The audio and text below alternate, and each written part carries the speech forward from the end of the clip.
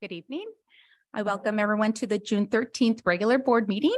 We will open our meeting with the Pledge of Allegiance.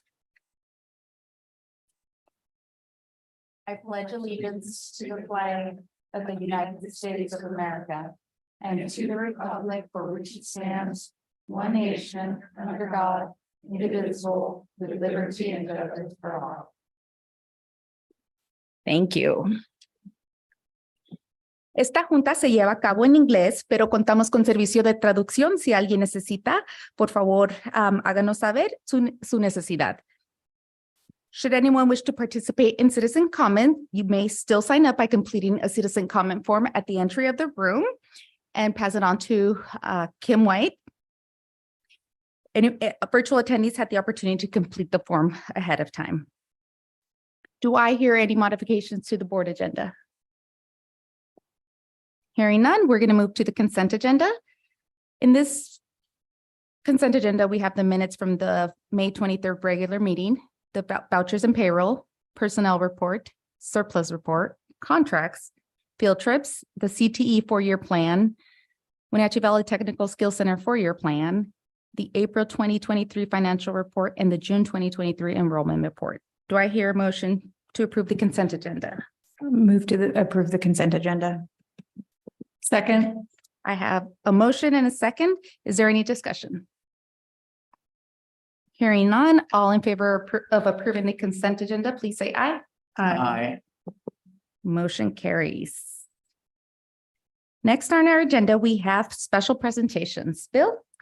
Thank you. We have some special guests here this evening to honor one of our superstar staff members. And I'd like to invite Linda McKay from North Central Educational Service District up to say a little bit about a special award, and then we'll have Jennifer Devereaux speak a little bit about this employee as well. So welcome, Linda.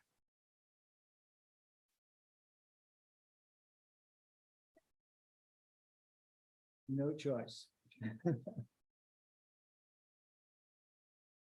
Hi, I'm Linda McKay, and I'm with North Central ESD. And I just have the privilege and honor to share with you tonight that Chris Rosales was selected as the 2023 Regional Classified School Employee of the Year. Only 9 classified employees throughout our state are selected in each of the ESDs for this high regional honor. And Chris is your Wenatchee representative.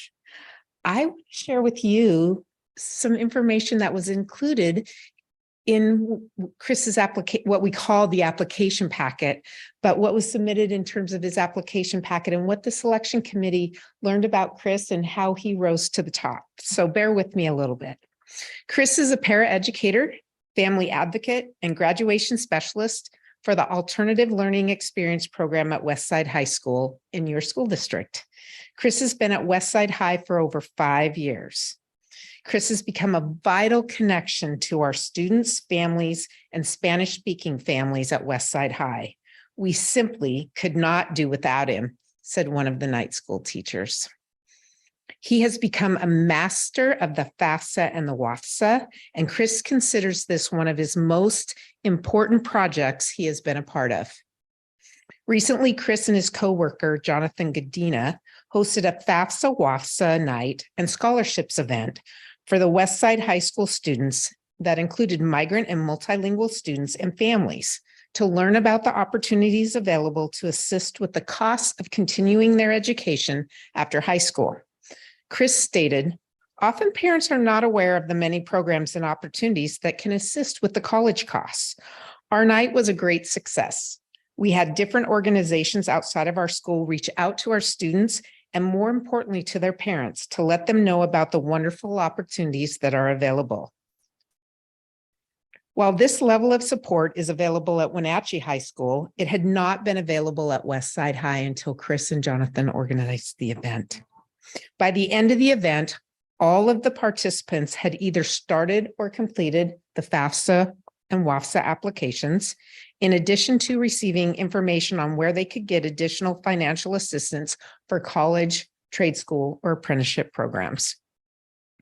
Chris knows one of the most important aspects in my field is connecting with every student that I come in contact with. I truly believe that the initial interactions are the most vital part to the overall success and will also serve as a driving force for our students' success in life. Every single colleague's nomination statement described Chris as, and I quote because I counted it, going above and beyond. Every single statement. Some additional statements included Chris is gracious, kind, and tough all at the same time. He acts as a counselor, cheerleader, and the voice of reason. He performs home visits, offering students warmth and support, yet demanding accountability and personal responsibility. To witness Chris with our students is pure magic. A previous Westside High student said, I noticed immediately Chris cares deeply about the students here at Westside. He was someone that cared for everyone equally. He was brave enough to give you advice and tell you like it is. He knows that people are capable of being so much more than what they think they are, and he won't let anyone have self-doubt. These are just a few of the many examples that we saw in Chris's nomination. I'd still be here probably for another 45 minutes if I read them all. In Chris's words, I want students to know that they can be the next president or the next surgeon or the next whatever they want to be, as long as they put in the effort. It is important to me that they know all the staff at Westside High are here to help them both academically and mentally. Congratulations, Chris.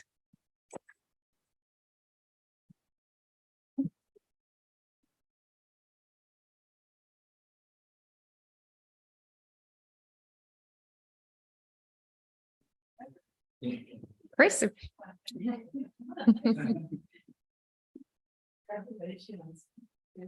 Oh, sorry. Okay.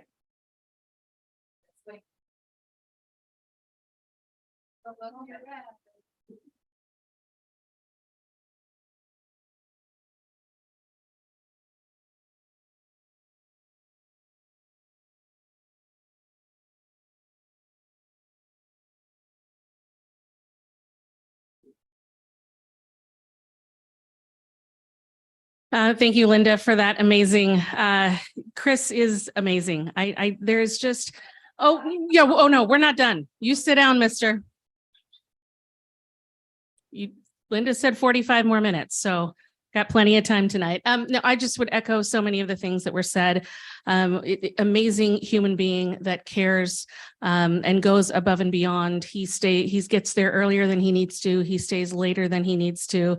And in that voice of reason and that reality check that Chris gives kids, I think is really what kind of kicks them into gear and really helps them realize that after they leave us at Westside High School, whatever they choose to do, he really believes in him. And that efficacy is so important to their success. So Chris, we love you so much. You are a bright spot in everyone's day. You've got an amazing smile and an amazing heart, and we are so very proud of you.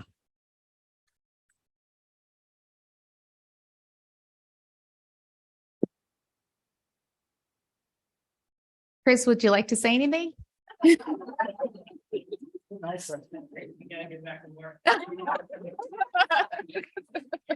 Thank you.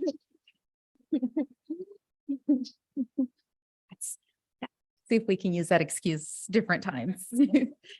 Next, we have citizen comments. Kim, do we have any?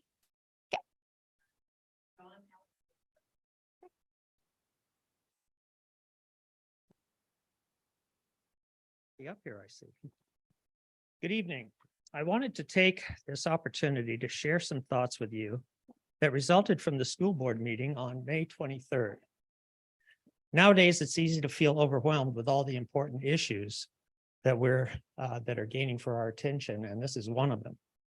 I have a master's degree in education, but that doesn't make me a professional in determining whether sex education in public schools is beneficial or harmful for children. So I do two things. I try to educate myself on the topic, and I listen to both sides of the argument to see where the intellectual honesty and transparency is. I admit that there are bad actors on both sides of nearly every topic, and this is no different. But I'd like to put that aside and just focus on the issue. At last month's meeting, over 24 people promoted the idea of advancing sex education to students throughout the Wenatchee School District. I heard the following passionate claims. First was that allowing the books that were in question will, quote, hopefully shield these kids from ignorant and cowardly fear of certain adults, unquote. Secondly, those who disagree with allowing sex ed are guilty of, quote, hatred, and it would not be tolerated in our community or in our school system, unquote. Thirdly, those behind the banning of books are guilty of, quote, prejudice, racism, and bias, followed by the accusation of, quote, white adults petitioning school boards to eliminate books that deal with Black history and culture from libraries and classrooms, unquote. I have no time to share more. But I can only conclude that these statements were more antagonistic than honest. What does it mean to accuse opposing views of being hatred and they will not be tolerated? We all pay taxes to support public education, and we are all stakeholders in the well-being of children. There were numerous calls to approve all books, all media at all grade levels for children's accessibility. No criteria. Does that even make sense to you? Every adult has a divine responsibility to do their part in protecting the innocence and virtue of small children. According to the Institute for Research and Evaluation, injecting the open-ended policy of sexually explicit and transgender material into the hearts and minds of children has shown, quote, an exponential rise in the occurrence of gender confusion or gender dysphoria among young people worldwide, especially among young girls, unquote. If this research is correct, the subject of sex education in public schools should be honestly and openly debated.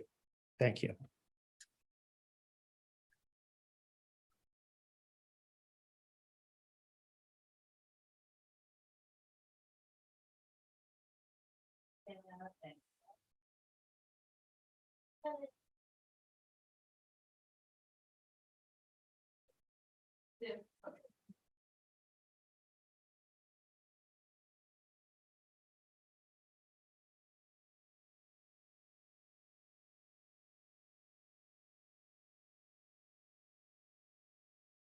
I brought my high tech. Good evening. I'm Roxana Vanetta. I'm here to speak in favor of library diversification in our schools. As a recipient of the Laura Bush Foundation for America's Libraries, I'm here to publicly extend a thank you to the foundation for selecting Columbia Elementary to expand, update, and diversify the book and print collection in our library with the goal of encouraging students to develop a love of reading and learning. I'm also here as a multilingual learner, teacher, and parent. As a multilingual learner during my language acquisition period in my teen years, the school library became a welcome refuge in a world I did not understand. The library offered a safe place with books, words, and resources that I could access.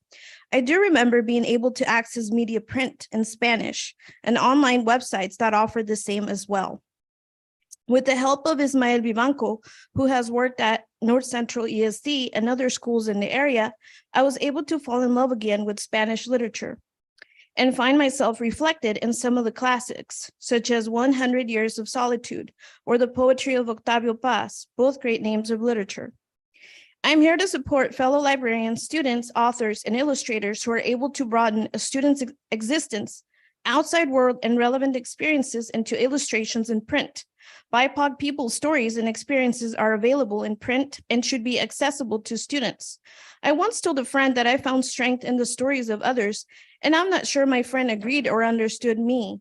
What I meant to convey is the depth of courage, the validation that comes with dignity, and the ability to empathize through shared human experiences. Those experiences were reflected in those stories I had read about people with struggles just like my own. The stories we read to help to weave the fabric of our lives. They support us in our search for purpose, belonging, and everyday joy through all the stations of our lives. This is especially true and essentially vital for our young adult and children.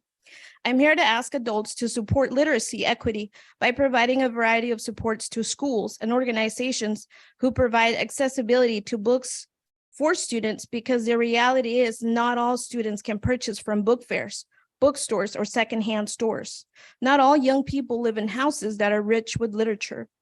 The visit from our friends Robbie Bear and Matthew Swanson from the Busload of Books tour to Columbia Elementary was a great reminder that we have a long way to go when it comes to connecting our students to the greatest purpose of reading, the love of reading, and that books are collections of knowledge and humanity, and we are all stories. Our students need accessibility to libraries, and it is our job to ensure they are able to do that. Reading is social justice and deliverance from the unjust, systemic racism, bias, and prejudice so prevalent in today's world. Book restriction or book banning erases the presence of students who have come from marginalized groups.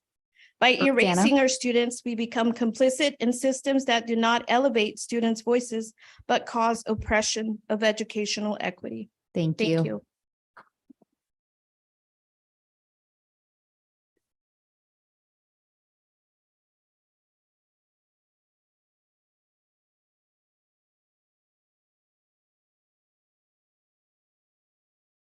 Hello. The young woman who was just up here said a lot of what I would have said, so I won't repeat it. But to reiterate what was discussed at length at the last meeting, the school library is often the only place that a student has access to books that they would never be able to see in their own home, books their parents could not afford, a wide range of things, anywhere from an encyclopedia to adventure fiction. I can remember reading Nancy Drew books when I was in elementary school and loving that series, although I understand the early versions of them were very problematic and racist. Thankfully, they cleaned those up. But there was a young girl when I was in high school who was kidnapped, and her kidnapper tossed her into the trunk of the car. And she kicked out the tail light and stuck her hand out and was waving. And somebody noticed this on the highway as he was driving her to wherever. And when the police asked her, how did you know to do that? She said, because I read Nancy Drew mystery stories. And I thought that was a pretty powerful impact to have on a young life like that, just that one thing. Would like to correct for anybody who wasn't here at the last meeting what was said earlier, and that is the topic of sex education never came up.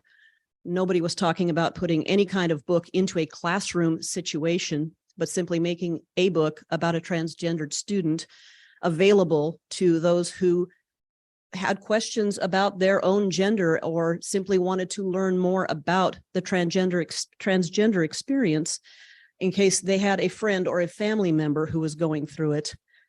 Certainly nobody has proposed putting that into sex education. I'm pretty far removed from public school sex education. I don't know what is or isn't taught anymore.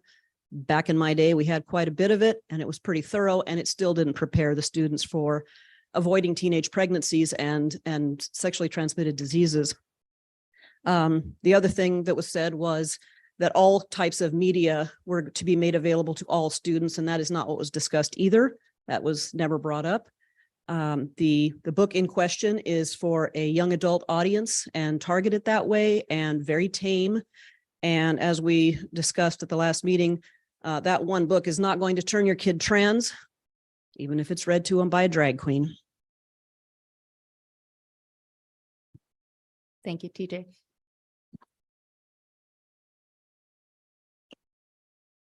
Thank you. Next on our agenda, we have our special presentations.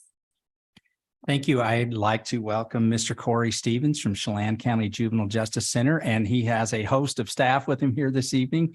Good to see you, sir, and we'll get an update on what's going on at the JDC. Thank you for being here. Absolutely. Evening board, definitely want to thank you for the invitation, Bill.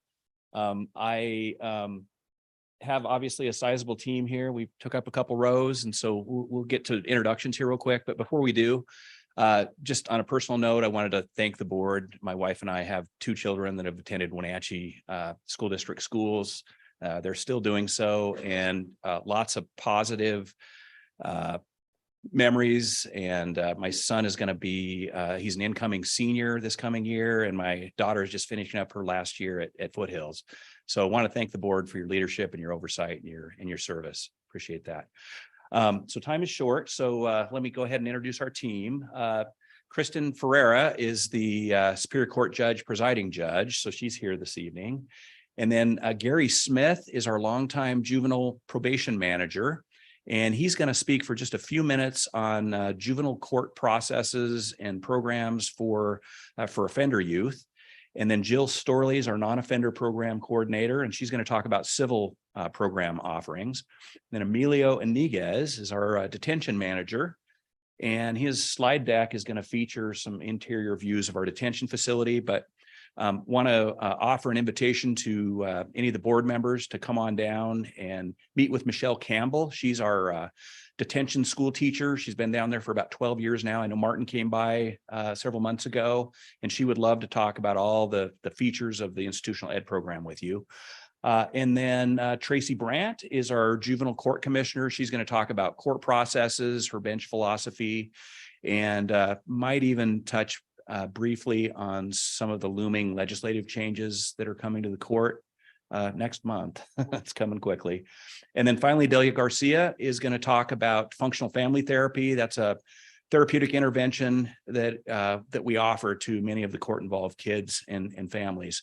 So it's a tall order to get all that done in 25 minutes or so. So I'm going to get out of the way and turn it over to the team. Thank you, though.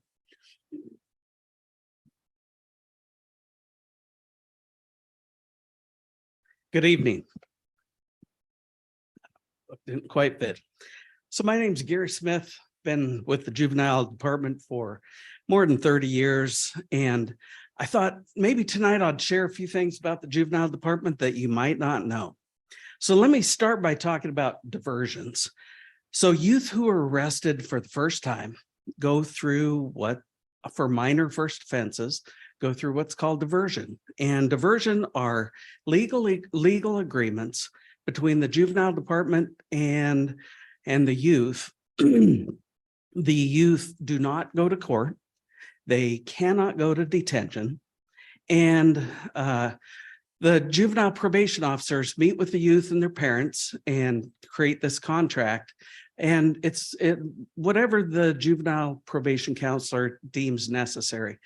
Whether it's community service or a drug alcohol evaluation or some counseling, whatever and we will often ask the parents, what do you think your child needs? And this program's quite successful. In fact, the majority of youth who go through diversion, we never see them again.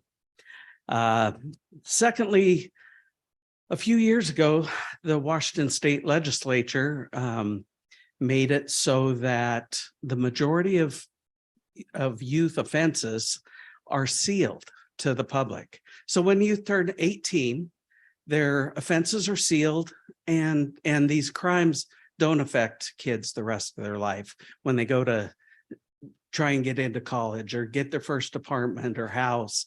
Their offenses, like I said, they're sealed, don't affect them the rest of their life. Something else you may not know. The juvenile department has worked with the school district for the last 9 years on community engagement boards. We call them TIP, Truancy Intervention Program. But what that means is when the schools file truancies, we do what truancies with the court because the kids are not going to school. We put what's called a stay petition. It's a hold. And we have a meeting and we bring in principals or vice principals, sometimes school counselors.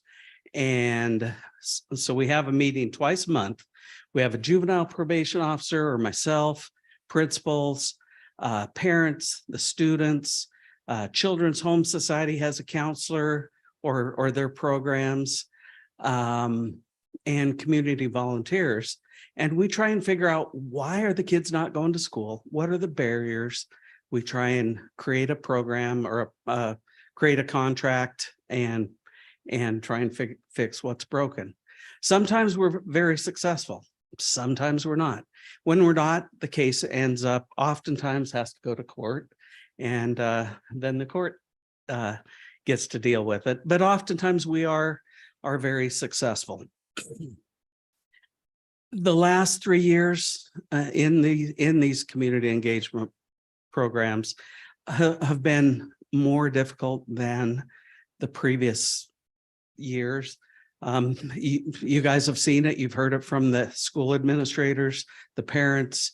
Some of the students who previously have not had problems are having problems. You know, the suicide problems have gone up, the mental health problems have gone up, the gang problems have seriously gone up, and the juvenile department's dealing with those too. When kids are put on probation for the more serious crimes, we have probation counselors who, in essence, what we are, let me turn my notes for a minute. Our probation counselors are service brokers. We refer you to treatment programs, whether it be mental health, substance abuse treatment, anger management. We also run in-house programs. You're going to hear about functional family therapy in a minute. We have non-offender programs. We run an alternative choice program, which is social skills and a self-control program. We run an education and employment program, which is a job skills. You know, most of these kids are going to go into the workforce, and so we're working on the job skills program. Let's see. Dr. Kalahar has heard me harp on this. 2 years ago, we lost our student attendance advocate, which used to be called the, what was it? Used to be called the truancy officer. And we know the budget shortfalls of the school. We hope that in the next year or two that position can get rehired, because it's needed. And lastly, let me leave you with my philosophy of working with kids. We need to continue to hire the best staff.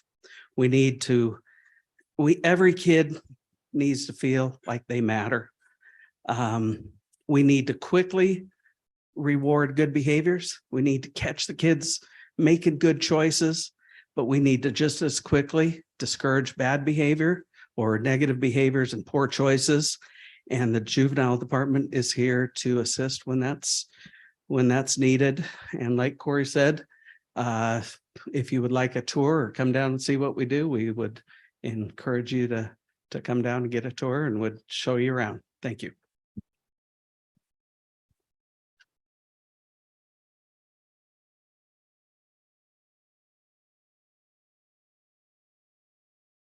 So hello, my name is Jill Storley, and I am a probation counselor. However, currently right now, I am assigned to the non-offender as the non-offender coordinator. And what that entails is a lot of people have heard of the at-risk youth program. We also have the truancy court, and I also work with the TIP as well. And then we have CHINS, which is child in need of services, and then emancipations and marriage waivers. So any non-offender matter, I try to work with the families and or the student or youth to best guide them and provide them information. And then also if they want to go through the court process, either of these, I walk them through the process.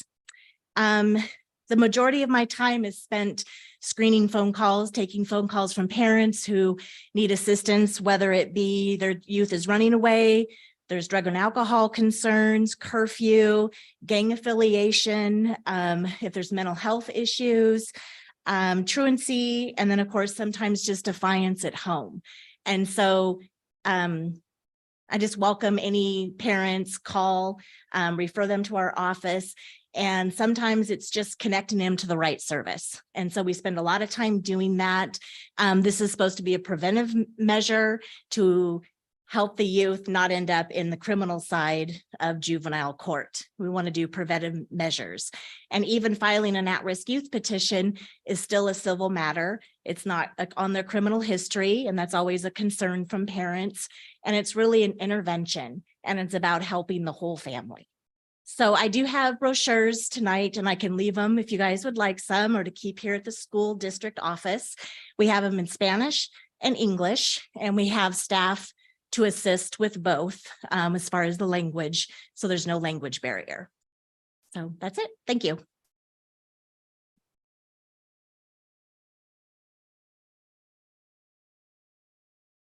I'll do a presentation. Hello, my name is Emilio Iniguez. I am the juvenile detention manager. Been there for about a little over 3 years. But prior to that, I was working with juvenile rehab for 15. So I started from actually an on-call security officer all the way to running my own group home facility, and now decided to stop driving an hour. So, so this is detention. This is on the corner of Orondo and Washington. This was built in my clicker 1998, and the clicker's not working. Okay. So yeah, this was built in 1998. This is a 50-bed facility. It has 4 different units. And there we go. It has 4 different units. And last year, numbers are a little different because of the pandemic and everything else. Numbers statewide were low. But last year, we averaged about 4.5 per day, and length of stay was about 5 days. Going back a slide, the really focus for detention is just trying to help families, and even the youth really specifically, is trying to become better people, learn from their mistakes, try to help them while they're in our facility. This is a range of ways we're working with Catholic Charities, mental health counselors, working with Delia for family functional therapy, different services we provide, having school in detention. So we just try to help the youth, again, become a better form of themselves. And everyone has made mistakes, and we're just trying to help them learn from them.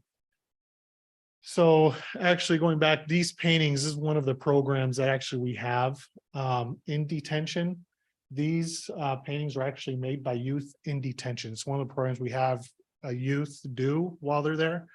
And it's trying to have them participate or do different activities that they wouldn't normally do when they're home. And a lot of them actually did not realize they would see their finishing product and actually kind of a light bulb would turn on, and you get to see that excitement in their eyes when normally it just wasn't there. So this is actually this is on Douglas, I believe is Douglas. The entrance is our Sally port. This is actually where law enforcement drive youth in to detention after charges.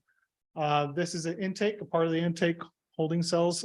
This is where we place youth if they're a little bit combative, or if just we're having a lot of youth come in and temporarily put them in there until we can kind of get the whole intake process started. So this is the other side of that room where fingerprints, this is all the interview process we do with the youth. Different assessments are done. So that way we can actually make sure to place the youth in a different unit as appropriate. Also, we have also different a female unit, try to separate males and females as well. So this is our medical room. This is where physicals happen, or medications given out to youth if prescribed. Physicals are done prior to them attending treatment. So that's one of the requirements, some of the facilities, drug and alcohol treatment. So a nurse will come over from the jail and actually complete that.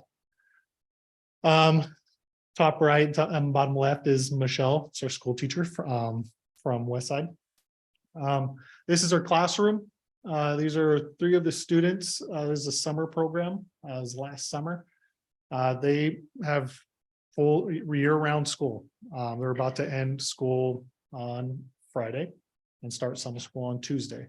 So this is credit retrieval, and just everything that you can think of regarding education, because we just don't want the youth to fall, lose any of the credits or just fall too far back behind. So this is an example, is one of our units is the female unit.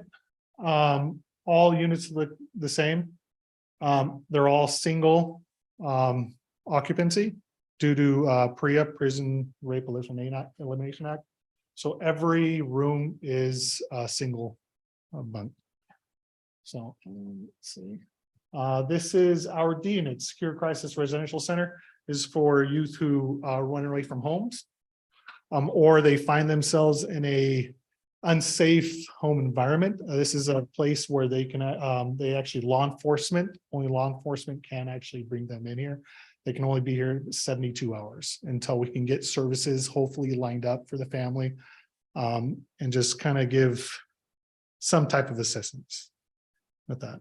And when youth are actually in here, staff have to be supervised 24/7. They cannot be, they cannot leave the youth there alone in the room or anything else. So it's for safety purposes in our contract. This is a training / Zoom. Now with the pandemic, we now do a lot of courts over Zoom. These are 2 visitation. One's non-contact on the left and the other is on the right. We have 2 of each. This is visitation happens Sunday, Tuesday, and Saturday for about 2 hours. Families just come in through the courtroom lobby and actually get screened in and come visit family. This is our group visitation room. This is where different groups happen regarding family functional therapy, or even mental health visits, or even visits from law enforcement for interviews that occur in this room. Before youth are actually sent to juvenile rehabilitation after being sentenced, we give them a special visit for about an hour with their families as a one last kind of goodbye kind of thing. So this is the gymnasium that we have within detention. It's just another resource we use to actually try to get youth active and not just sitting in their units. We try to get them tired. It's just like little kids. You want to get them tired and exhausted. So it's also just keep their exercise going. So just keep them active. This is our kitchen. All staff make the meals. So it was built for a larger crew, but the staff are other ones responsible for making all the meals. This is a courtroom lobby. It's one of the security officers actually come in and screen visitors.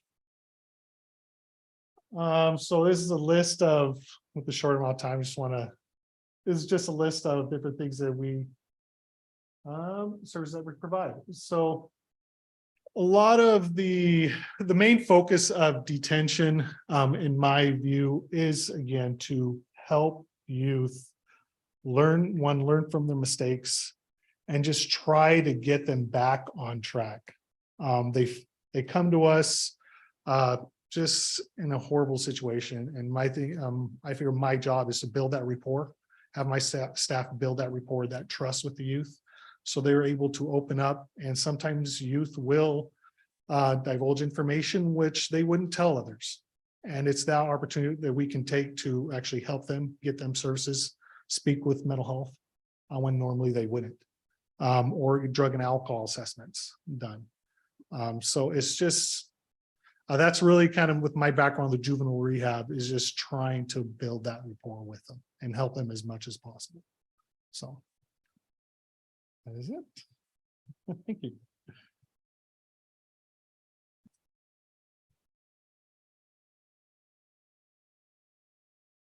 Well, first of all, I'm so proud to be a part of this team. I'm Commissioner Brandt.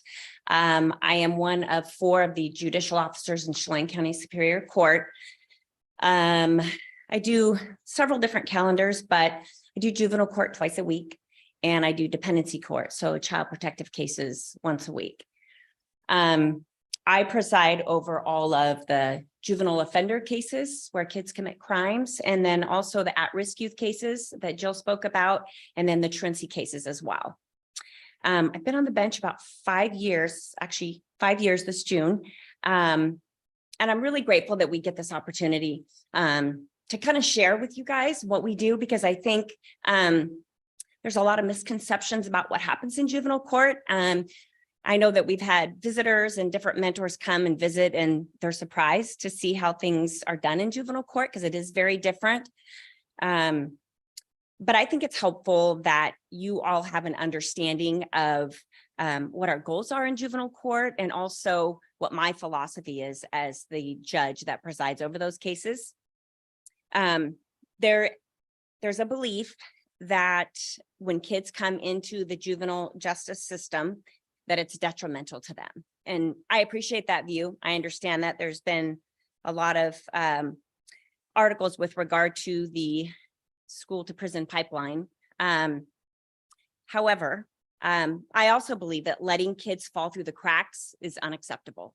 And I think it's important, again, that we focus, well, let me say this. We can't help kids if we don't know that they have an issue. If we don't know about them, we can't help them. So when they're not referred to us, if they're struggling or whatever, there's nothing we can do. We don't have a connection. We don't go into the school if we are not, the child's not on probation. If a youth at risk hasn't been filed, there's no involvement with our court. Our goal in Chelan County Juvenile Court is first to give kids support. That's incredibly important. I make an intentional effort. And if, again, I know that you guys have been invited to detention, I'm inviting you to juvenile court. So anytime on Tuesdays or Thursdays from 9 to 12, we have juvenile court, and it's open court and everyone is welcome. And I would love to have you guys come because I think it's important to see what we do. Emilio touched on the relationship, and that's really what this whole thing is about. And I think most of us know that if you've ever worked with kids, it's about developing a relationship. I try to do that every single time I have a kid who I've never seen. I call them by their name. I speak to them directly. I don't just hear through their attorney. I want them to feel like, number one, they're important to me. I know who they are. They're not just a case number. They're not just a crime that they committed. They are important. I want to hear what they have to say, because a lot of kids, I think a lot of people that come to court feel like they haven't been heard. And that's really, really important to me, that they always feel like I listen to them and I hear what they have to say. And I care. I'm invested. And I've said that, many times to kids, when you're successful, I'm successful. These guys are successful. We want you to be successful. So we are very invested. I talk about their goals. I ask them what they want to do, when they get out of school. And I usually give a shameless plug about my mock trial team at Wenatchee High School. So we actually have had a couple kids that have come through the court that have been on the team. And so I usually do that. The other thing that we do is we provide accountability. And I think that's kind of parenting 101. There has to be some form of accountability when kids are off track and they're doing things they shouldn't be doing that's harmful to them, harmful to the community. A lot of the kids that come into juvenile court don't have great parental support. That's kind of the consistent theme that we see. Many of them come from single parent homes or from homes where there's not suitable caregivers. So we are expecting, our society is expecting our kids to act in a certain way that never been modeled to them, and they don't know how. And so this team, this family that I consider family, their goal is to teach them that, is to help them, give them the tools, give them the skills to be successful. Accountability doesn't always have to be detention. In fact, Emilio talked about the 50-bed facility. I don't know what the percentage is, but we don't have very many kids in there ever. I don't know what the average number is. I think he said it was 5 in 2021, but it's a tool, and it's a tool that I use sometimes, but it's definitely not the first tool, and it's probably not the second, third, or fourth, but it is in some cases a very effective tool. when we need to use it. But there are a lot of other things that we do, a lot of other things. And again, some of that has already been discussed, but we do community service with kids. Sometimes I've had them write letters to their victims. I had one youth write a letter to his brother because he was the big brother. And I asked him to write a letter about how, the strengths that he saw in his little brother and things that he wanted to see him, achieve as he grows up. So we can be creative. And that's the thing I love about juvenile court is I get to kind of have a lot of discretion. And I appreciate that because, kids are not this perfect little, cookie cutter thing. They're all different and they all have different needs. And our goal is to help them meet those needs and then achieve their goals. The other thing that we do is we provide treatment, which some of that has been talked about. Most cases, I feel like I'm ordering mental health counseling. And I have a lot of discussions with kids because they don't want to go to counseling. So it's one thing to offer it, but they have to engage in it. So I try to have an open discussion with them about everybody goes to counseling. Counseling is, it doesn't mean something's wrong with you. I mean, I have this discussion because if they don't engage, we're not going to get very far with the counseling. So, and the drug and alcohol treatment and anger management and the FFT that Delia will talk about, but there's a lot of services that we provide in juvenile court that I think have been very effective. But the goal ultimately, as I said, is that when the kids leave our system, they have the tools not only to avoid going to the adult system, but also to have a healthy and successful and productive life. That's what we want. And I believe in them and I tell them that, and we're never going to give up on them. I don't care how many times they come through my court. I still believe that they're good kids. I know that they have strengths and we're just going to keep working with them until they turn 18 and we don't get to have them anymore. So one of the things that I guess I want to touch on is that that belief that I have in youth. I think what I've seen that when a kid believes that someone really believes in them, that they matter, it's kind of a game changer for youth. I mean, and I think we can all kind of relate to that. I started a mentorship program with Corey Stevens a few years ago. And the mentorship program is kind of specialized. It's just in juvenile court. It's not like your big sister, big brother program. I mean, I guess it's kind of similar, but the folks that mentor in that program are highly vetted. We do a lot. Corey and I have met with lots of people and sometimes we think, sorry, not a good fit, but we are very protective of the kids that come through our court. Most of the kids have trauma. And we are not going to have someone mentor them that we think is going to give up on them or is going to be damaging to them in any way. But it's a program that I'm really proud of. If I had the ability to provide a mentor for every youth that came through my court, I would do that. But we don't have enough mentors. And it's really the way that it works is oftentimes I appoint a mentor at sentencing. When I've gotten to know a kid and I can see that he doesn't have the support that he needs. And I talk about it. We never force it.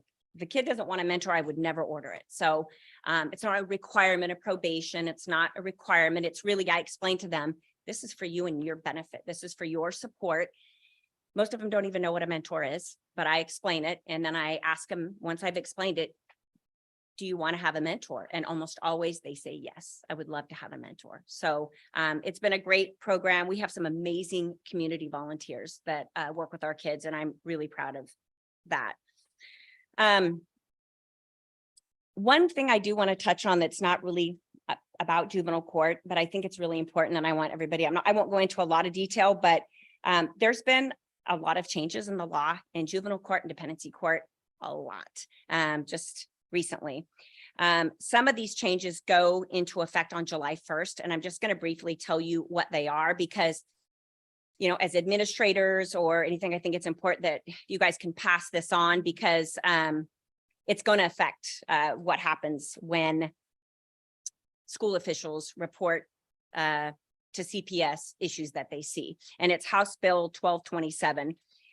Basically, what it has to do with is that there's a legal standard that the court must find to remove a child from a home. And the old standard used to be the release of such child would present a serious threat of substantial harm to the child.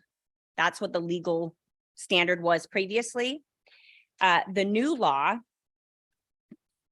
see the specific language, says that removal of the child is necessary to prevent imminent physical harm due to child abuse or neglect, including that which results from sexual abuse, sexual exploitation, or a pattern of severe neglect. Now, just to kind of sum that up, what this means is the filings for dependencies will be down because the things that used to meet the standard to remove a child from a home that's changed pretty dramatically. So we won't have as many removals. And I know the department is working really hard to do upfront services to make kids safe. But the reason I'm bringing this up to you is because I really want to stress that you still need to make referrals. We don't want people to say, well, you know, I'm not going to call CPS because they won't do anything. And I've called and they won't do anything. If there are concerns, people need to call. Because the part of this statute says a pattern of severe neglect, which, you know, so if there's not a pattern and there haven't been multiple calls and there haven't been incidences, then, you know, the department doesn't have anything to work with. So it's just important that you're aware that this law is now going to be effective July 1st. And I'm really just kind of touching the iceberg on the top. It's very in depth, but I think that's the most important thing to know, that there will be some changes. And just encourage everybody to keep doing what you're doing because it does matter. We need to keep kids safe. So thank you for your time. I appreciate it.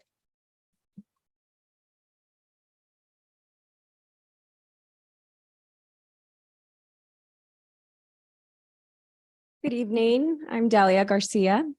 Thank you again for the invitation to have us here. Functional family therapy. This is one of the evidence-based programs that we provide to families and youth between the ages of 11 and 18 years old. We've been providing this resource for Chelan County Juvenile for the past 16 years. Up until recently, we provided FFT to only moderate and high-risk youth who are on probation or diversion agreements. We're now providing FFT to families involved in the at-risk youth case and also child in need of services. This is a huge accomplishment, in my opinion, because we know that those families are also in great need of resources, and also because the court is limited on what they can provide in those cases. FFT was designed specifically for youth and families involved in the juvenile justice system, as well as the child welfare system. The model consists of 12 to 14 sessions, and it includes 3 parts that have very specific goals. I typically meet with families once a week for about an hour to an hour and a half. When crises arise and additional support is needed, I can meet with families a second time in 1 week. I have flexibility with that. Although I primarily focus on the family as a whole, I can also address issues within each individual. Some things that make FFT different than traditional family counseling is my schedule is very flexible. So I am able to meet with families in the evenings and on the weekends. They don't have to take time off of work. As we know, some families, some parents don't have that option. And so I can meet them where they're at. I also meet with them in their homes. I have the privilege of seeing how they really do life. Also, I'm able to provide family or FFT to families more than once if they have multiple cases, and it's completely free to them each time. The first phase of FFT is motivation. In this phase, I work hard to change the focus and the meaning within the family context by facilitating a positive, strength-based focus. 1, by reducing negativity and blame. 2, And most importantly, by instilling or increasing hope, which is really important. One thing that we see often with the families that we work with is that hopelessness of, I've tried this, I've tried that.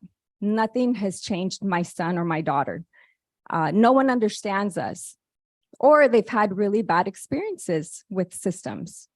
So helping them to see that there is always hope is really important to me. No matter the struggles the families are facing or how discouraged they may feel, my job is to encourage them to push through, to not give up on their youth ever, no matter what, and to not give up on each other. The next phase is behavior change. This is a part where we work hard to replace negative behaviors with healthy and safe behaviors. After assessing the relational functions within the family, and with the knowledge of protective and risk factors, I choose very specific skills that will assist the family to improve their relationships with one another, to eliminate the referral reasons why we're working with them in the first place, right? And then also to provide them with the skills to help them be successful, whatever that may look like. The third and last phase in FFT is called generalization. I spend few sessions helping them to maintain the change in each individual within the family and in other systems, such as schools. I also provide some case management and refer them to other resources that will continue to assist and support their current and future change.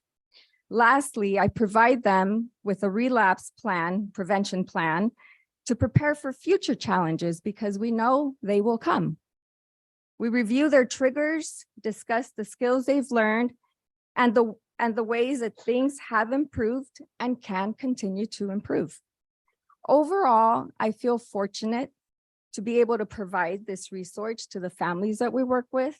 The work is challenging, to say the least, but no matter what, no matter how small or insignificant a change may appear, we know that it's a seed that has a potential for growth and improvement, and that's always worth it. Thank you. Now we're a little over on our time allotment, but I just wanted to open up to the board. If you have any questions or comments, we'd be glad to field those. I'd like to thank you all very much for a magnificent and educational presentation. And what I wanted to say is when you look at the facilities, you say these are superb facilities with the gym and the facilities for education. When the few hours one morning that I spent there, inside those four walls, you saw great human relationships and a lot of development and hope. What I think I've learned tonight is that 9/10 or 19/20 is outside those walls, and the people in front of us are doing it outside those walls and keeping kids out of those walls. And to have a partner for the community in the school district like that, I just want to thank you. Thank you. Thank you for your presentation. This was very informative. I think this was our first, since I've been on the board, presentation that we've gotten a glimpse of how the juvenile system works with the school district.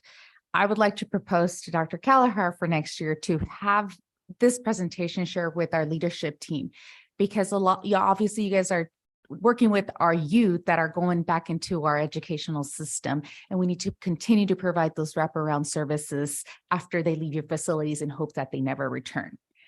So I'm going to put it out there. If Mr. Stevens is, available to recreate this presentation for our leadership team.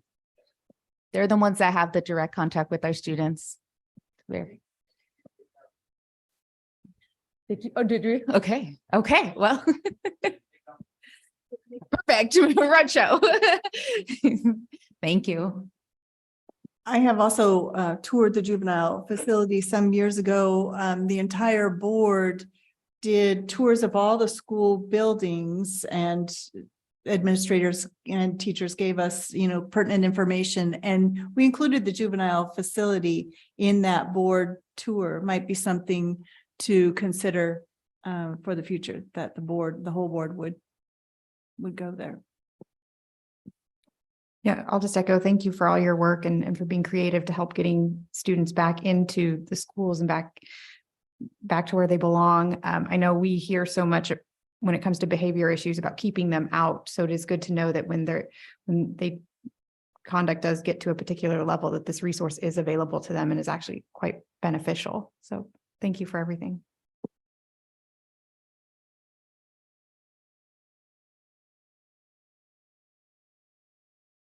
Well, that's a perfect tie-in into our next special presentation for Comprehensive School Counseling Program Review.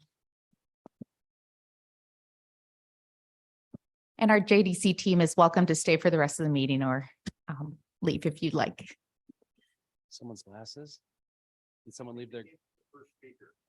Or are they Linda's? Oh. Oh, these, okay. It's still here. Okay.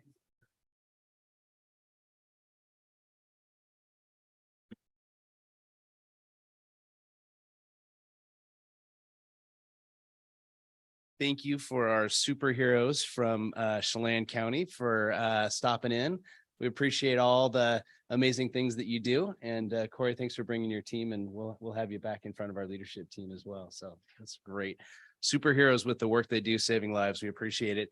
Good evening, board. Thank you for having myself and my amazing friend, Justin Nielsen, who I got the privilege to witness his dodgeball prowess earlier in the day at the annual 5th grade staff versus students Dr. Dodgeball extravaganza at Mission View. So it was a different side of Justin that I haven't seen before, but I thoroughly enjoyed. So yeah, I'm pretty good against 5th graders. It's good. It's good. It's good. So we had fun.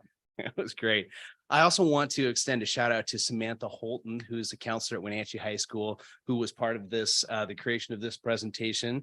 As we jump into this, our work tonight came out of Senate Bill 5030. And our counselors, as we know, wear many hats in their roles. And are often asked to do a variety of activities and jobs. And so what the comprehensive school counseling program is about is making sure that those jobs are aligned with standards and are aligned with the services and the work that we want those counselors to participate in. Is there a slide that I shared with you earlier? This is actually the plan. I would put everyone to sleep if we went to, which is not, we can do that too, but it's a great, if you have insomnia, you could read the transition plan. It's much like board policy at times, no offense, but yeah, did I? Okay, yeah, check. Don't mind. Okay, we're gonna jump into this anyway. There it is. Nope, it was at the, sorry. Yep, up. That. There it is. All right, excellent. Thank you. As we jump in here, let's see here, jump into this. Thank you. Oops. Here we go. So the purpose of the Comprehensive School Counseling Program is that counselors authentically engage with our entire community, entire school community, advocating and collaborating to remove systemic barriers. Oh, yeah. Oh. It's not playing nice in the sandbox. Oh, shared with our Zoom folks. Okay, I gotcha.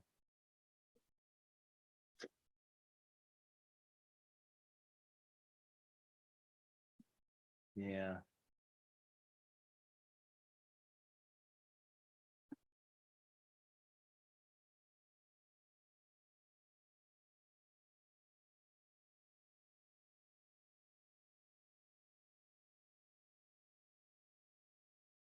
I'll go ahead and talk about the next slide because some of this stuff we don't need to actually see. I can just kind of talk you through it because you've all seen the comprehensive school counseling program twice now, because this is the second time that we've come back and shared with you. So in that written plan, you've all noticed that it relates to the state and national standards in the three trained areas: social emotional learning, academic development, and career readiness. And it also builds on a process of identifying student needs through a multi-level school data. And that's what we're going to show tonight too, is we're going to show use of time data, which is new for our counselors this year, and also school data, which is school goals for our counselors, which is new this year as well. We'll also see in that plan, or you have also seen in that plan, direct and indirect services that our counselors provide. And then that we have established our annual review, this is our second one that we've had here. So perfect. Thank you so much. Okay, we'll jump in here. The components of the plan are pretty simple. The foundation is component 1. Component 2 talks about our program management. Component 3 is that interesting part that talks about the deliverables. What are the indirect and the direct deliverables that counselors actually are involved in each and every day? And then component 4 is the accountability and the assessment piece. And that was what was kind of missing last year when we were building our comprehensive school counseling program. So you're going to see some examples of that today. And then component 5 is the administrative activities that our counselors are involved in. The updates for this year that I'm excited to share with you is the use of standards that we have aligned our program to. So ASCA is the American School Counselor Association, and that's the standards that we used when we developed the counseling program. We also have the use of data with regard to our goals that our counselors have come up with and the use of time study. You'll also see an increase of collaboration with our administrators and district office oversight, which is powerful when we talk about our strategic plan and linking our strategic plan to the work that happens in the classroom and in the counselor's office. So from that strategic plan relates to the building plan, relates to our teacher classroom student growth goals, but also relates to the counselor's office as well. It's that through line. You'll also see the highlights that we have are goal setting and then our use of time study, which I've mentioned multiple times. So I'm going to talk you through the goal setting piece. And so we have examples of 2 goals from all the grade levels, and I'll talk about one as we jump into this really quickly. So with the first one, lots of words, don't worry about those. I'll just walk us through them. But the first goal is what we'll talk about.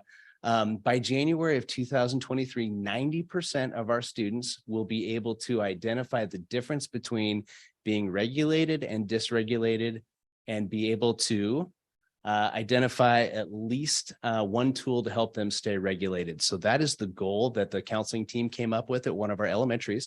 And the 2 bullet points below there are 2 of the action steps that they enacted to help this goal come to life. They coordinated lessons and student retreats to teach the zones of regulation to the students. Then they had follow-up communication with each grade level, as well as posters and supplies for each classroom. Now, the outcome of the goal, we have outcomes for 2nd and 3rd grade when I asked for them. They're still collecting their data and coming up with some of the results, but they had 2nd and 3rd grade done. And the 3rd graders, 100% of them were able to identify at least one tool to become regulated. And 78% were able to identify the difference between what it means to be regulated and what it means to be dysregulated.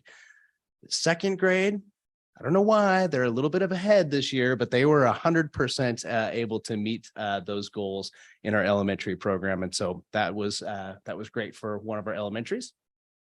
Beautiful. So the middle school here, we have by March of 2023, 90% of our 7th grade students will be able to identify the following: healthy coping strategies, support systems in the school that they can go to if they need help to increase a sense of belonging, and increased awareness of myths and facts regarding suicide.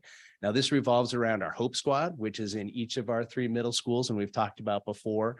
The action steps that they used toward this goal is the Hope Squad classroom presentation. And Hope Squad, if you remember, is a peer-to-peer suicide prevention program that is sponsored locally by Together for Youth and brought into the schools in 4 different counties. They also celebrated the National Day of Hope. And And the outcomes here is that 92% of the seventh graders were able to identify healthy strategies, which is great. 90% of the students were able to know the systems of support where they can go to in the school if they need to find that increased sense of belonging and awareness. So that was our middle school. High school, we have both goals from Wenatchee High School. The first one here is by June of 2023, 100% of our graduating seniors will have a high school and beyond plan with an identified career cluster. 100% of the students that walked last week had the high school and beyond plan and identified a career cluster. So making it a requirement helps, but having our counselors work through that with each of those students also helped as well. And that is a 5-year process, and we're working on helping that become a 6-year process where students work on that in 7th grade, 8th grade, all the way through high school to build that plan. At Westside High School, they're working to increase career exploration for all students in all of their 5 programs. They want to increase student career exploration opportunities through in-house and in the field hands-on experiences. And they want to increase that to 80% of their juniors and seniors.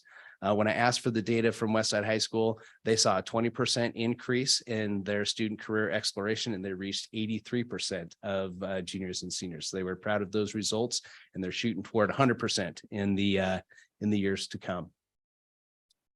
Okay, let's see here. My friend Justin is going to talk to us about use of time study. Yes. Does that work out? Yeah, that's great. Okay. That's great. All right. Hi, I'm Justin Nielsen, school counselor at Mission View. So one thing that we did differently this year is each of the counselors did a use of time study to find out how are we using our time? Are we doing the work that's most impactful to students? So some of us did two to 5 days, depending on the elementary team did 5, the rest of the teams did 2. We just wanted to try it out. So we write down what we're doing every 15 minutes. Which is a little exhausting, why some people chose to do 2 days. And then we would put that in a category of direct or indirect services, program planning, school support, or non-school counseling tasks. And what our professional organization and what all the data and research shows that 80% of our time should be spent on those direct services, that we're working with students in counseling, advising, we're teaching lessons. And that we also should be doing those indirect services, which that's a referral to maybe an outside counseling agency, collaborating with teachers and families. No more than 20% of our time should be on that program planning, like lesson planning or working on our comprehensive school counseling plan or school support, this kind of like extra duties that we have. We took all the data from the elementary, from the middle and the high school counselors, and we just kind of mushed them all together. And we came up with this. This says what we were doing. How do I do it? So instruction and counseling and referrals, you see all those together. That was about 77% of our time. So the elementary team, we were pretty close to that 80%. You can see we spend almost a fifth of our time in classrooms teaching lessons, which are really appropriate for elementary counselors to be doing. And about 28% of our time on counseling. And then our friends in the middle school counselors, they were at 54% of their time in direct and indirect services. So we're not as close to that 80%. And so they want to be doing that work. So it's just going to be a matter of them advocating for how are we going to get working with students more rather than doing maybe some of those school counseling tasks or those fair share responsibilities. And then is it going the right way? I was looking at it, but you weren't.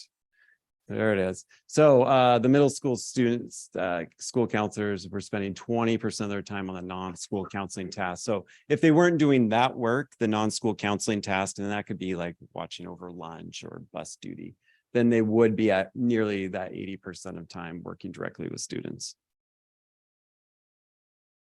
Gotta push them both. And then this is our high school.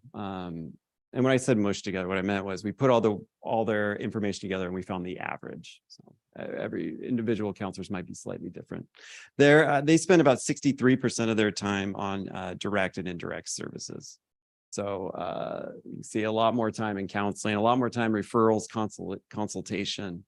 And we only did 2 days this year. Really, we want to work up to at least 5, maybe 10 days so we can take some more accurate data, just because, especially with high school counseling, depending on the time of the year, you're going to be doing a very different thing. So that could be part of it. So we're going to look at that and use this as a tool to measure, are we doing what we're supposed to be doing and what's best for students? Thank you. Yeah, thank you. Excellent. One of the things that I want to share with the board, and this was a good aha and good validation for Justin and Samantha and I. We spent a Friday in May, I believe, right next door in the North Boardroom, and met with counselors from across the state and OSPI and kind of a Zoom meeting, and learned, and we were able to literally submit our comprehensive plan to the state and get feedback instantaneously, which is great because you don't always have that opportunity. And so our goal was, how do we grow as a counseling team, and how do we grow as a district with our counselors and how they respond to students?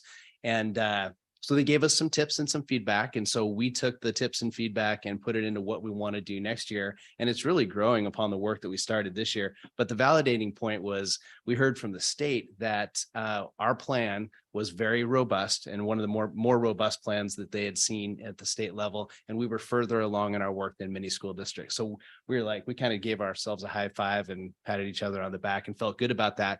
But we wanted to also make good strides and goals for us moving forward as well. So next year, what you can see from the plan is we do have a goal to increase, did the same thing. Yeah, we have 2 slide decks going simultaneously, super fun and confusing at the same time.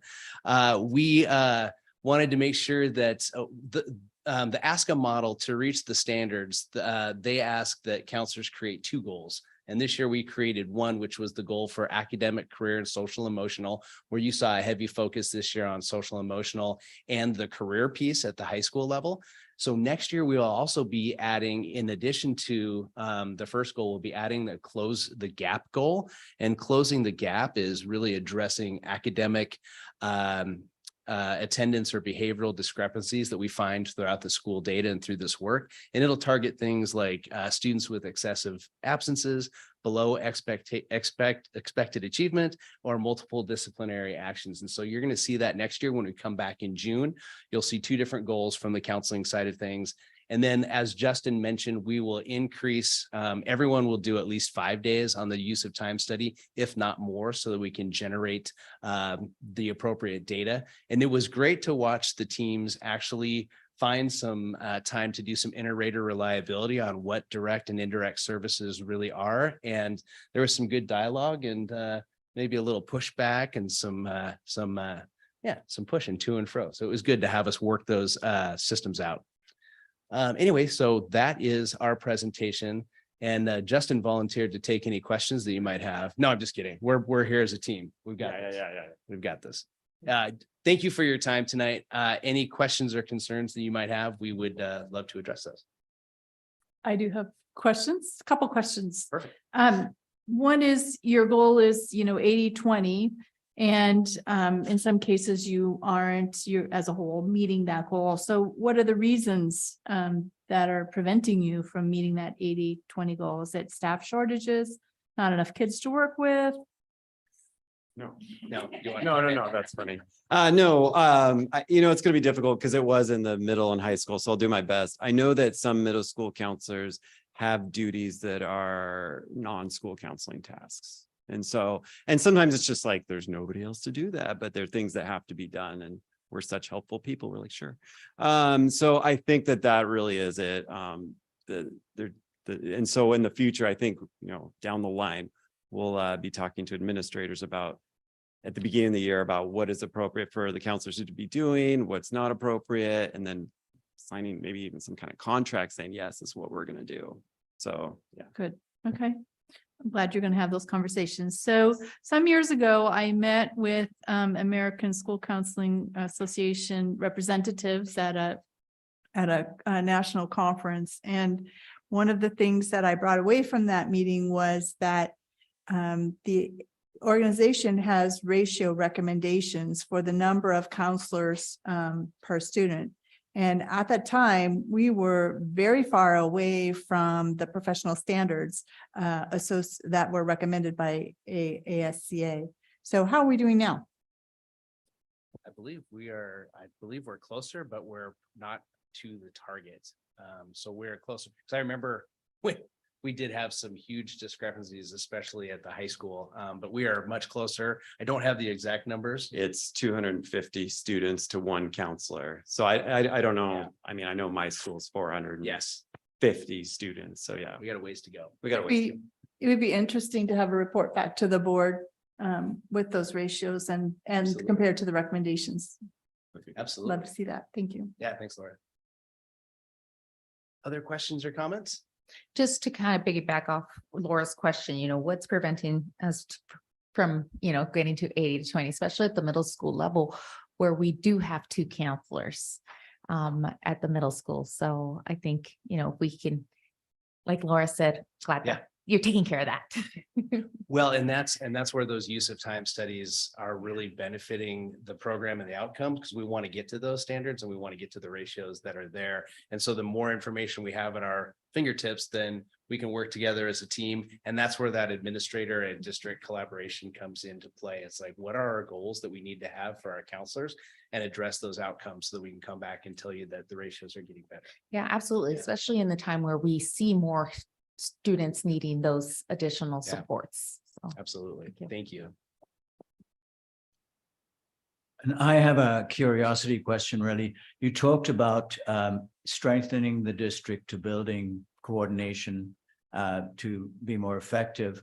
My curiosity area is between the 2 high schools, West Side and Wenatchee High School, and I'd call it a cross-fertilization and partnership question. To what extent can you draw from your different experiences and learn from one building to another? And this could apply to all the buildings, actually. Yeah. And then and support each other. Just generally in that area, transferring ideas from one place to another, things that work at the same time, using this, spreading the strengths around. And are there differences where the environment is a little different in different buildings that needs that kind of thing? If you could comment on that, I'd like it. I'll comment and I'll give Justin a chance to comment as well. We have time built into our schedule as the district lead for counselors. We schedule meeting times throughout the school year, and some of them are as a counseling group altogether. And some of the time is also at grade levels. And so those specific grade level times is actually what we use that time for, is a sharing of best practices and alignment of resources. And sometimes it's the sharing of knowledge of agencies throughout the community, what's available for our kids, what has come up that you've dealt with that we can learn from.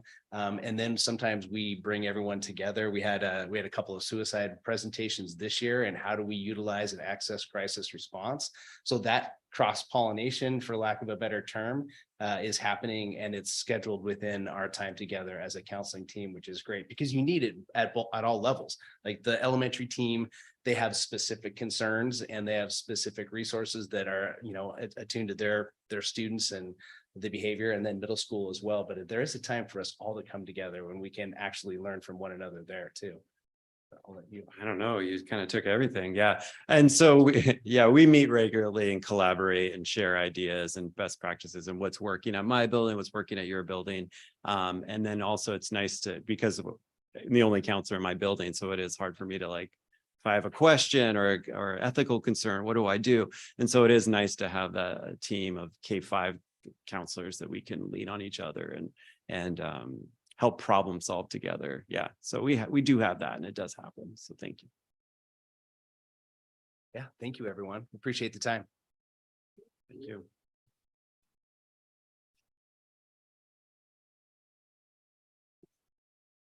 Thank you.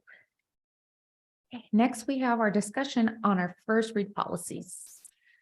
Thank you. We've got 4 policies up for first read tonight. The first one is 5161, which is a policy designed to promote mutual respect, civility, and orderly conduct among employees, parents, students, volunteers, and all of our stakeholder groups. This policy is modeled after a Mercer Island policy that has become quite prominent across the state and led to a WASDA template policy as well. In addition, we have two other policies that are related, 5283 and 3225. They both deal with employee identification badges and student identification badges. And these policies are being suggested by the cabinet as a means of enhancing security in our buildings. These really do help us identify who is in the building that may, who is not supposed to be in the building in terms of security. So both the student end and the employee end of the badges. And then 1400 is really some housekeeping updates to a policy that talks about our meeting schedule. We've added our workshop schedule in there and a few items about months where we host really only one meeting per month. So those are the items that are up for first read, and the only other policy committee member here is Martin. Did you have any other comments or suggestions about these? I think I might comment on policy 5161 because we are following the Mercer Island template. And when you compare that to the WASDA one, I think the way the policy committee, I think all of us, certainly me, this was one about doing what's right. It was about good behavior rather than talking about fixing what's wrong. And it recognized value with doing the right thing. And I think it created a much more positive approach to this problem. And Mercer Island had won awards for it. And so we actually are recommending something very closely modeled on Mercer Islands. Thank you. And I did just receive a note that Catherine is here via audio. Catherine, did you have any additional comments about these first read policies?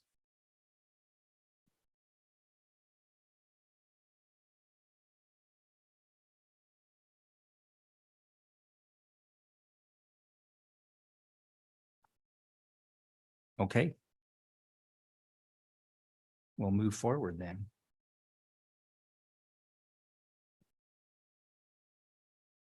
Moving on to our action items.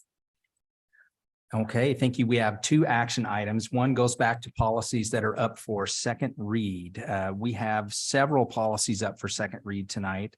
The first being 4210, which is regulation of dangerous weapons on school premises. We had an update from WASDA that further clarified some of the exceptions in that policy. We had 5001, which is an update that took care of some scribing errors that are important errors to address. The policy stated a 1 calendar year when it should have stated 1 calendar month. So an important difference that we've made an update to there. And 4060, which is on distribution of information. That policy is about how we share information to families about opportunities through nonprofit organizations and government entities. The revisions to that policy protect the district from inadvertently creating an open public forum in sharing that kind of information. We also have two policies, 5254 and 5252, which relate to staff expression and staff involvement in political activities. And those updates really represent a separation of those two policies into distinct policies. In the past, we had them kind of combined into one policy. WASDA came out with a template that had the staff expression and political activities separated. We have done that now as well with our policies. And 6111, which is a revised policy that removes some outdated language regarding tuition for kindergarten.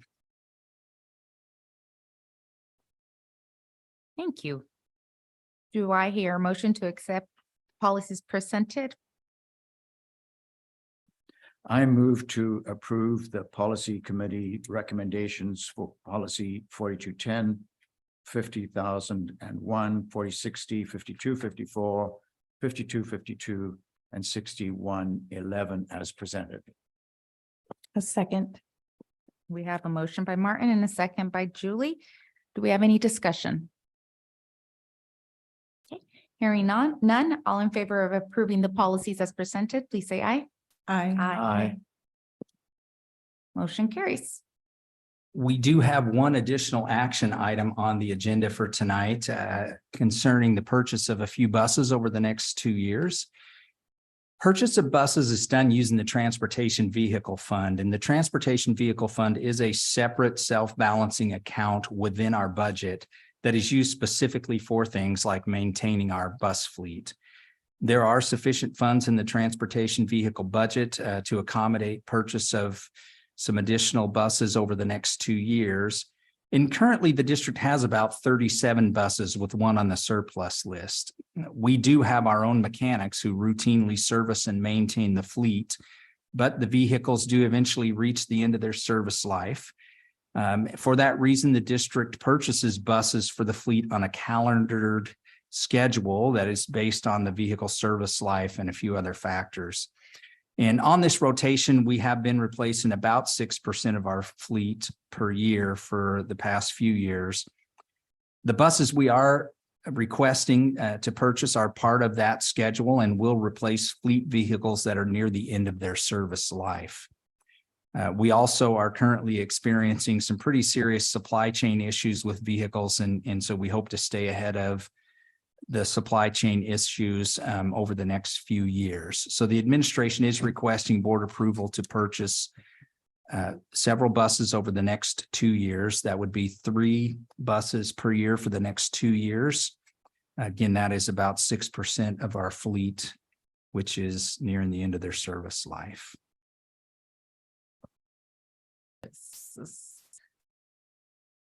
I move that we approve the school bus purchase as presented. I'll second. Thank you. We have a motion to approve the purchase of the 6 buses as presented over the next 2 years, totaling a cost of $1,230,973.06. Any discussion? Yes, I would have a question and clarification, which is if the district evaluated electric buses and what the district's conclusions were in this recommendation. And the reason for asking this question is buses are a very long-term investment. We are looking at a change from diesel to electric over a long period of time. There are federal subsidies available from time to time, and there are things like, which might be relatively minor, that the air quality around schools can be improved very slightly. So these are all things that I think should be reviewed when we make these long-term decisions. And I would ask if we got information on that review. Yeah, great question. So we have discussed the possibility of electric buses, and we continue to evaluate that every time we look at this. At this point, we thought it best to continue with the diesel and the gas vehicles for a couple of reasons. One is our fleet is now used for all our athletic trips and our music trips and many of the trips that we do out of the area, which means most of our fleet really needs to be able to travel long distances multiple times per week. We are in a geographical location in terms of our athletic league and surrounding districts that we often interact with, that we send buses to Yakima, for example, almost 5 times per week for events during the school year, as well as Tri-Cities, Walla Walla. So we have some long distance trips. We also look at the cost associated. And right now, buses are currently, the electric ones are currently about twice as expensive, and they do have a shorter service life. So we continue to watch for state and federal subsidiary grants that maybe can help us move more in that direction in the feasible future. But for now, our current wholesaler who does sell electric buses doesn't recommend those for our use based on the type of travel that our fleet engages in and the price, although they do sell the electric buses. And I guess all that to say, Martin, that it doesn't put the electric bus discussion completely off the table for the future, but for right now, we feel like it doesn't seem as practical or economical as the other options. Thank you, Bill. I think that's a very good discussion, and it's good to know that we are being rigorous and thorough in doing this kind of review. Martin brings up a good point, and I appreciate the response as well, Bill. We spoke with the board member from, I believe, Walla Walla, who had received grant funding to purchase electric buses.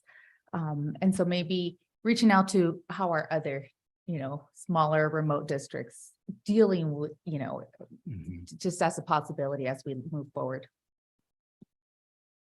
I will say, I work with an entity that works with electric buses, and maintenance is a big issue because it's a whole different level of maintenance. They're basically large computers now. So you have to have very specially trained staff that they even struggle with hiring qualified individuals to be able to do that maintenance. So that's just another, what I see as a hurdle we would face, but keep looking into it for sure. Any further discussion? I have a motion on the floor. All in favor, please say aye. Aye. Opposed? Motion carries. Now we have our superintendent report. Excellent. Thank you. So as we move into the last week of school for the school year, I just want to say congratulations to our graduates. We wish them all the best. And a big thank you to all our students, staff, and families for a great year. I am looking forward to Westside High School's graduation ceremony tomorrow night. That will be a wonderful event. And I have a couple of other announcements that I think are important for families in the community. The Wenatchee School District will once again be offering free meals over the summer for any child ages 18 and younger. We will have those meals available Monday through Thursday, June 26th through July 27th. That will include breakfast that will be served from 7:30 to 8:30 a.m. and a lunch provided at 11:30 to 12:30 p.m. Those meals will be served at Columbia Elementary on Alaska Street, which is right across from Columbia Valley Community Health. In addition to those meals, we have a nonprofit community partner, Small Miracles, that will distribute lunches at several locations between June 26th and August 3rd from 11 a.m. to noon. The distribution sites in our area are Lincoln Park, Medhow Park, Pioneer Park, Washington Park, and the office of the cafe group, which is located at 766 South Mission Street. Wanted to give a brief update on our audit. The Washington State Auditor's Office is still in the progress of completing their look at our 2021-22 fiscal information. So you know how audits work. They look at the prior year. And at this point, the State Auditor's Office has caused considerable stir across the state with respect to emergency connectivity funds from the 2021 pandemic year. The purpose of emergency connectivity funds was to help ensure students and families had items needed for at-home online instruction during the pandemic. Wenatchee School District used the funds to purchase devices for online learning during the pandemic. Districts across the state who access these funds, including Wenatchee, are struggling with some vague documentation requirements from the auditors. The state auditor's office cites lack of guidance from the federal agencies on what documentation should be required related to the funds, and have continued to be a little bit vague with districts across the state, including ours, on what documents need to be submitted. It also does appear that Washington auditors are interpreting the requirements associated with the emergency connectivity funds in a more stringent fashion than most other states in the U.S. So at this point, our ESDs, OSPI, and state lawmakers are communicating with federal officials regarding the use of emergency connectivity funds. I want to be clear that throughout the audit process, Wenatchee has been transparent and forthright, and we've worked collaboratively with our team of auditors. We have submitted all our records related to the use of emergency connectivity funds, and we are awaiting a response. For additional context related to emergency connectivity funds, anyone who is so desires in the public could Search the auditor's site for the rebuttal of several school districts who have already received findings regarding their emergency connectivity funds, including the Seattle School District. And I think it's very informative to see the rebuttal that some of these districts have put forward. And last in my report, as you know, June 27th will be my last board meeting with you in my interim role. And I wanted to say I've appreciated the opportunity to serve again in Wenatchee, and I look forward to Dr. Kalahar's tenure. Thank you. Board communication. Yes, just briefly, I will not be here in person at your final meeting, Bill, and I'm really sorry about that. I may or may not be able to connect via Zoom, and I just want to publicly thank you for all you have done for our district during this past year. You have been amazing. You have been exactly what we needed, and I'm so thankful that you were here at the time that you were, and we could not have done this last year as well as we did without you. So thank you so much for everything. And I appreciate you very much. Yeah. Oh, sorry, one more thing. Off topic. We have been receiving quite a number of communications in the public, from the public over the last couple of months regarding dress code, our school district's dress code. And so at maybe the agenda planning meeting, I'm not sure at which meeting, I did put forward the idea that we ought to have our policy committee take a look at the district's dress code to review it to see if it's currently relevant with the expectations that we have in the educational environment, and look forward to hearing about that review at some later date.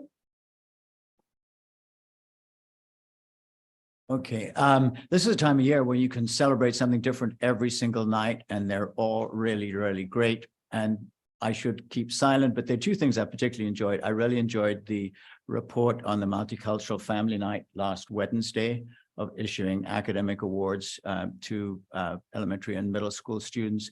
It was an amazing event, and it was very good to see the PAC core, the actual board of directors of the Parent Association and two high school seniors, how they have really developed a great strength in their organization this year. And that was a very fine occasion. And I particularly enjoyed seeing the profiles of the valedictorians. And I guess I can say girls 11, boys 5, lots of engineers, lots of IT, going to fine institutions. So it's, if I look at the new logo there, you can do anything from Wenatchee, and our students are kind of proving it and doing it in high-tech areas. I just want to say a big congratulations to all our students that graduated and all the counselors, parents, teachers, everyone who helped get them there to that place. It was fun to celebrate with them. I also enjoyed celebrating the retirement of some of our great staff. Always sad to see them go, but glad to be part of their journey. Good luck to everyone who's finishing this week. Thank you. I will echo last week, we got to celebrate our retirees.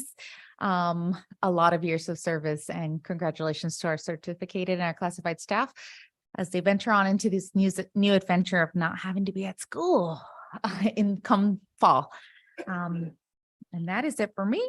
If there is no further discussion or communication, the board will now recess into an executive session for a period of 45 minutes or until 8:30 to consider the minimum price at which real estate will be offered for sale or lease when public knowledge regarding such considerations would cause a likelihood of decreased price. Pursuant to policy number 1410 and RCW 4230110, this discussion will be closed to the public. The school board is not expected to take final action following the executive session.